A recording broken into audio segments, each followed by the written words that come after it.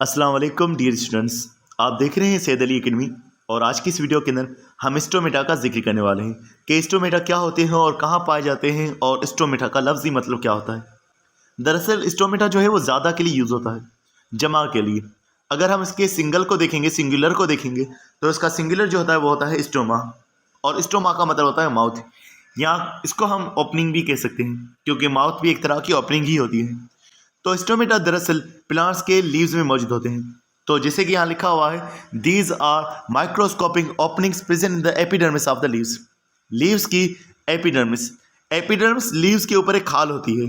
तो लीव की जो एपिडर्मिस है, लीव की जो सबसे ऊपरी लेयर है, उस एपिडर्मिस के अंदर कुछ माइक्रोस्कोपिक ओपनिंग्स मौजूद होंगी और उन्हें स्टोमेटा कहा जाएगा। Through these openings plants exchange gases with their environment.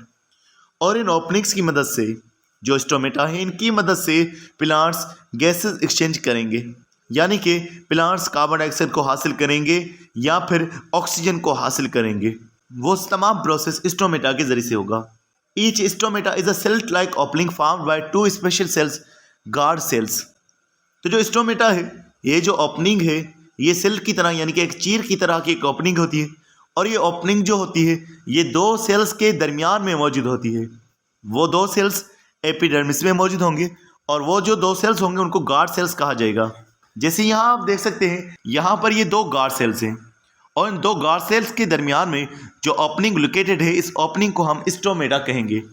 और यहाँ पर भी आप देख सकते हैं, ये दो गार्ड सेल्स हैं लेकिन इनके दरमियान में कोई भी ओपनिंग मौजूद नहीं है, तो हम कहेंगे कि यहाँ पर स्टोमेटा बंद है और यहाँ पर स्टोमेटा खुले हुए हैं क्योंकि यहाँ पर ओपनिंग मौजूद है। तो हम ये भी कह सकते हैं कि स्टोमेटा के खुलने और बंद करने का जो काम है, ये गार्ड सेल्स अंजाम दे रहे होते हैं।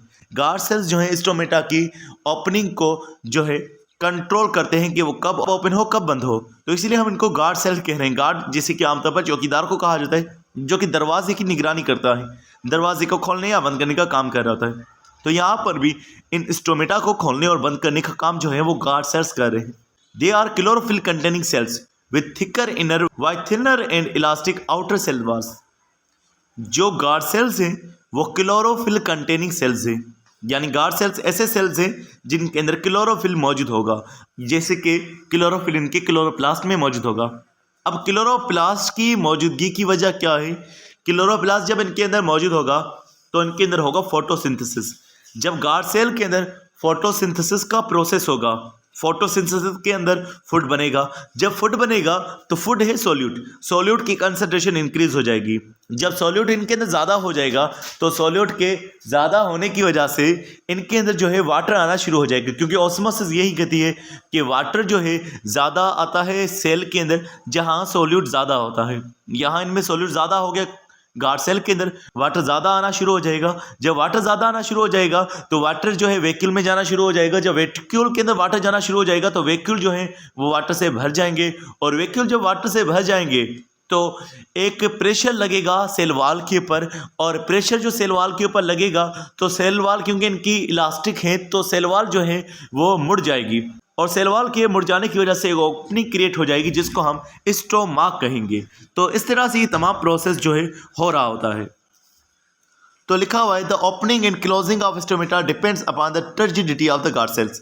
कि गार्ड सेल्स की टर्जिडिटी के ऊपर डिपेंड करती है इनकी ओपनिंग और क्लोजिंग। अगर गार्ड सेल्स टर्जिड होंगी यानी वाटर से भरे हुए होंगे तो स्टोमेटा खुले हुए होंगे, और अगर गार्ड सेल्स टर्जिड नहीं होंगे, वाटर में मौजूद नहीं होगा, तो स्टोमेटा भी खुले हुए नहीं होंगे।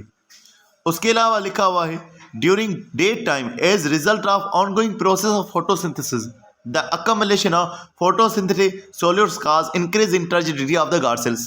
दिन के वक्त में क्योंकि फोटोसिंथेसिस होगा, फोटोसिंथेसिस में फूड बनेगा, तो गार्ड सेल्स की टर्जिडिटी जो है वो भी बढ़ जाएगी, जिससे कि हम पहले इसको जिक्र कर चुके हैं। 10 स्टोमेटा और ओपन, इसी वजह से स्टोमेटा ओपन रहेंगे। And the process of taking in of carbon dioxide and giving out of oxygen begins until it becomes dark. और फोटोसिंथेसिस की वजह से ये तमाम प्रोसेस कार्बन डाइऑक्साइड को हासिल करने का और ऑक्सीजन को वापस रिलीज करने का ये चलता रहेगा जब तक कि रात नहीं हो जाती। अब यहाँ आपकी बुक के अंदर मौजूद तस्वीर को देखेंगे तो यहाँ पर एक बेहतरीन तरीके से अच्छी तरह से डायग्राम को जो है वो एक्सप्लेन किया गया है। दो एपिडर्मिस का जिक्र जैसे आप देख सकते हैं, एक को अपर एपिडर्मिस और दूसरी को लोअर एपिडर्मिस। दरअसल लीव्स की दो साइड्स होती हैं, ऊपर वाली साइड पर जो एपिडर्मिस मौजूद होगी वो अपर एपिडर्मिस होगी और जो नीचे वाली साइड पर एपिडर्मिस मौजूद होगी उसे लोअर एपिडर्मिस कहा जाएगा। आमतौर पर जो स्टोमेटा होते हैं, आमतौर पर जो प्लांट्स पाए जाते हैं उनके अंदर जो लोअर एपिडर्मिस होती है उनके अंदर जो गार्ड सेल्स होते हैं वहाँ पर स्टोमेटा मौजूद होते हैं। बाकी जो प्लांट्स होते हैं दूसरे, उनके अंदर अपर एपिडर्मिस में या तो बहुत कम या ना होने के बराबर जो है स्टोमेटा मौजूद होते हैं। जब गैसेस स्टोमेटा के जरिए से दाखिल हो जाएगी तो बहुत ज़्यादा स्पेसेस मौजूद होती है सेल्स के दरमियान में, तो इजीली जो कार्बन डाइऑक्साइड हासिल होगी वो बाकी के तमाम सेल्स में, क्योंकि स्पेसेस बहुत मौजूद है तो उनमें दाखिल हो जाएगी बाकी के सेल्स में। तो इस तरह से वो भी फोटोसिंथेसिस का प्रोसेस जो है अंजाम दे रहे होंगे। तो डियर स्टूडेंट्स, आज की ना बस इतना था। नेक्स्ट वीडियो के अंदर हम इंशाल्लाह नेक्स्ट टॉपिक को जिक्र करेंगे। तो मिलते हैं नेक्स्ट वीडियो में, तब तक बहुत सारा ख्याल रखिएगा। अस्सलाम वालेकुम।